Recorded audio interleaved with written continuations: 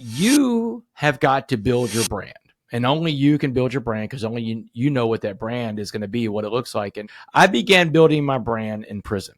And it was something that I got a letter from my favorite teacher, and this is in 2011. And this favorite teacher wrote me in prison, and in the letter, my teacher told me, Mr. Jellin, that hey, you should consider sharing your story with people when you get out. I think your story could bring other people hope. And that was when I finally realized the path that I could be on, that I could turn my biggest liability into my greatest asset. And that's really when you're cooking on the front burners in life. When you take your big liabilities, you turn them into assets, right? That's what we want to do in business. It's what you want to do in life. And so I'm like, hey, if I'm going to turn this thing around and I've got a story to tell, what does my story look like? And at the time, remember, I'm sitting in a level 5 maximum security prison.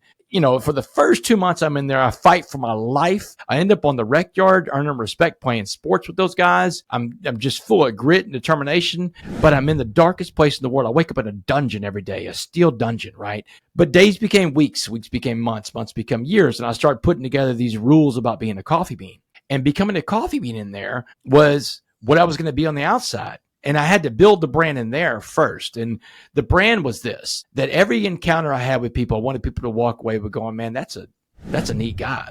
The best compliment I could ever receive in prison is when a warden or a major or a captain or a chaplain volunteer said, yes, man, you don't belong in this place, man. You're different. You don't belong here. That's when I knew my brand was really taking hold.